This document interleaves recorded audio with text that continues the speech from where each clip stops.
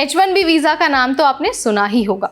ये वही वीज़ा है जिसके दम पर लाखों भारतीय इंजीनियर और जो IT प्रोफेशनल्स हैं वो अमेरिका में अपना सपना पूरा करते हैं।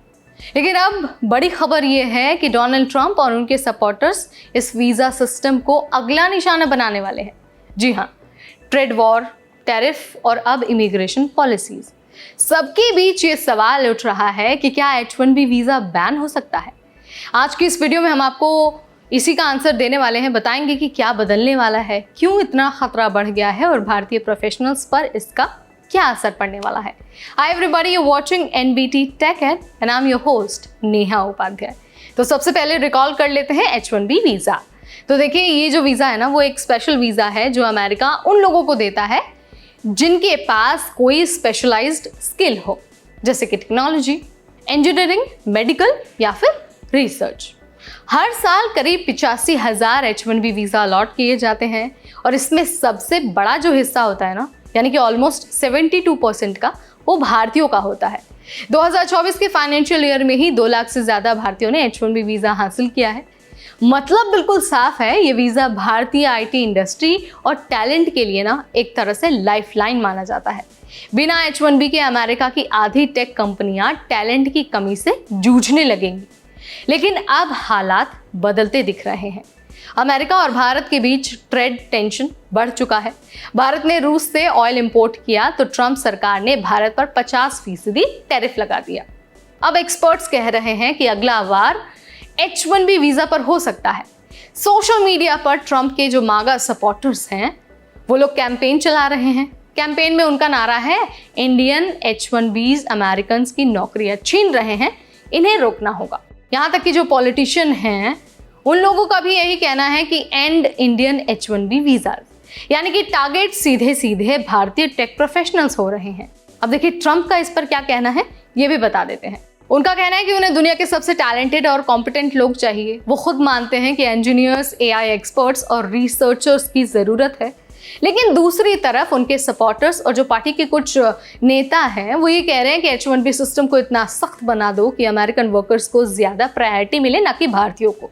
यानी कि बैलेंस ये है कि बिजनेस और टेक कंपनियां विदेशी टैलेंट तो चाहती हैं, लेकिन पॉलिटिक्स कहती हैं कि नौकरियां पहले अमेरिकी लोगों को मिलनी चाहिए, भारतीयों को नहीं, यानी कि जो विदेशी लोग हैं उनको नहीं। तो सवाल तो ये भी है ना कि क्या अब बदलाव आ सकता है।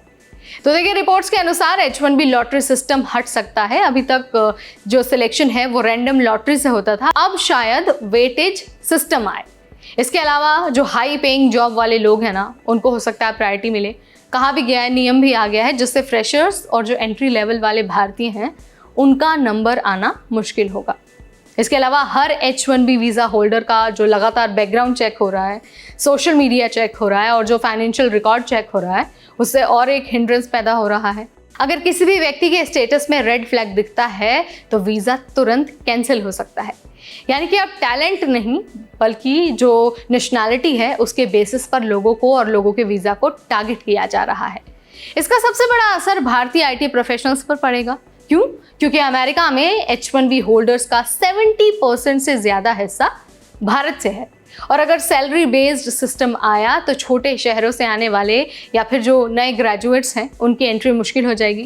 कंपनियां सिर्फ हाई लेवल, हाई एक्सपीरियंस वाले लोगों को लाएंगी। साथ ही लगातार मॉनिटरिंग का मतलब है छोटी सी गलती भी वीज़ा कैंसिल करा सकती है। तो इंडियन फैमिलीज जो H1B पर अमेरिका शिफ्ट होती हैं उनके लिए अनसर्टेनिटी और ज़्यादा बढ़ जाएगी।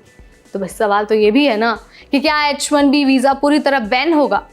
तो देखिए, पूरी तरह बैन तो नहीं होगा, क्योंकि अमेरिका की जो टेक कंपनियां हैं वो खुद ये चाहती हैं कि भारतीय इंजीनियर्स वहां पर आएँ, अदरवाइज उनकी जो इंडस्ट्री है वो ठप पड़ जाएगी। लेकिन हाँ, रूल्स इतने सख्त हो सकते हैं कि छोटे और नए प्रोफेशनल्स के लिए एंट्री करना बहुत मुश्किल हो जाएगा। तो यहाँ पर मैंने बता दिया है कि कैसे H1B वीज़ा होल्डर्स के लिए, ख़ासतौर पर जो भारतीय प्रोफेशनल्स हैं, उनके लिए ख़तरा और बढ़ गया है और उनको ज़्यादा चौकन्ना रहने की ज़रूरत है, बैकअप प्लान बनाने की ज़रूरत है। अदरवाइज़ H1B वीज़ा कब बंद कर दिया जाए, बंद तो खैर नहीं होगा, लेकिन जिस तरह के नियम लाए जा रहे हैं, जिस तरह से सख्ती की जा रही है, ऐसे में भारतीयों की एंट्री होना अब मुश्किल हो सकता है।